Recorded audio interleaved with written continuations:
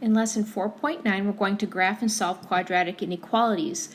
We'll graph the inequality as we would a quadratic equation, except for two things. We'll use a dashed line if the inequality is simply greater or less than.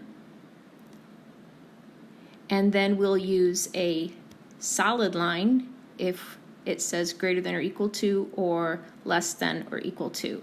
That would be solid. If we're graphing a system of quadratic inequalities, we're simply graphing both inequalities on the same coordinate grid. So that's what we're going to practice on this slide. Looking at our first inequality, we can see that the parabola will open up because the x squared value is positive. We also know that when we graph it, we'll have a solid line because we have this equal to bar. The third thing you might notice is that it's a parent function, so it's going to be relatively easy to graph because we know the vertex is going to be 0, 0. If you didn't remember, you could use negative b over 2a to determine the vertex. So negative b over 2a we might need to use at some point to determine the vertex. But here we know that we said it was going to be the origin. So now we're going to create a table of values. Remember, our parabola is going to be symmetrical, and we're going to use the axis of symmetry to determine some of our ordered pairs. So if I plot negative 1, 1, we can see that the second point, the mirror image, would be 1, 1. We could choose an x value of 2, sub that in, and we find out that y is equal to 4. So we'll plot 2, 4. And then to create a mirror image, we go to the negative 2 and then up 4. And then connect it with a solid line. Looking at our second inequality, we need to determine the vertex. So we're going to use negative b over 2a.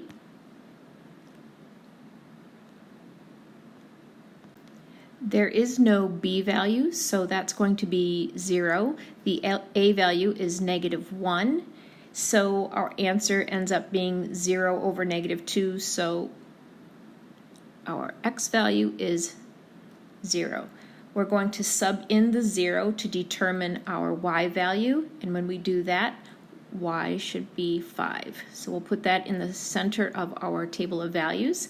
Now we're going to choose some x values, sub those in, and determine the y. We can see that our graph is going to open down because of the negative, and that it'll be a dashed line because we have a less than symbol. Now that we have our table of values and I went ahead and plotted our points, we are going to shade.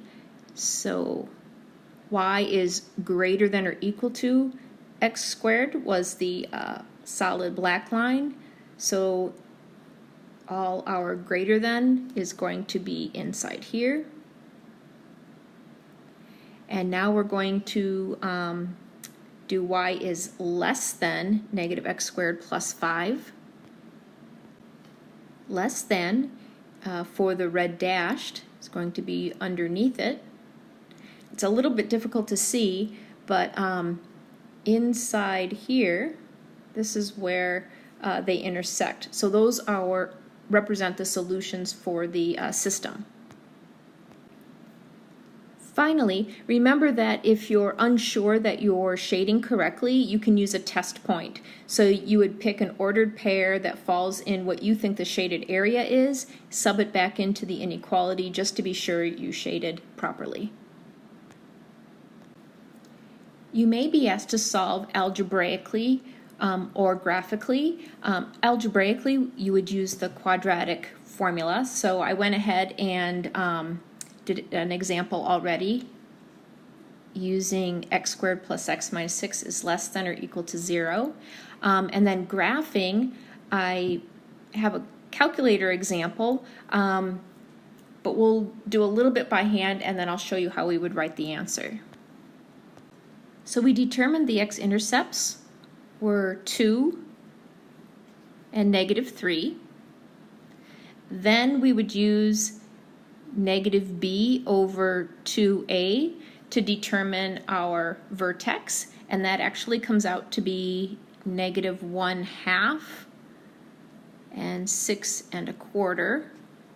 So right 1, 2, 3, 4, 5, 6, somewhere right about there. And then we'll connect. All right, so now we're going to go back to our inequality, and it says 0 is greater than or equal to, or you could think of it as y is greater than or equal to. So the greater than or equal to is going to lie inside.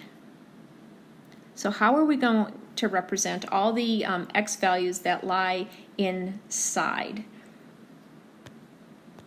Well, we can see that x going this way is going to be greater than or equal to -3, and then from the 2, it's actually less than or equal to 2. If we were to use the calculator, we would go to the second trace, so second trace. Then we scroll down to 0 or click on the 2, move the cursor to the left of the point because it's going to ask you about left bound, and then move the cursor to the right, and then it'll ask us to guess. We'll move our cursor above a little bit and then enter, and we'll see what our value is. And here we could see I did 1, and it says x equals 2. We'll go over this in class a little bit. Now let's imagine we had a graph that looked something like this. The answers did not lie inside the parabola, but to the left and to the right.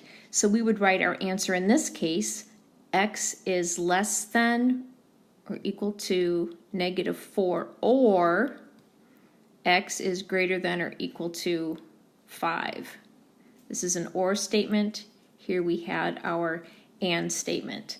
And remember to use the approximately equal to sign if for some reason you are dealing with a decimal and you round your answer.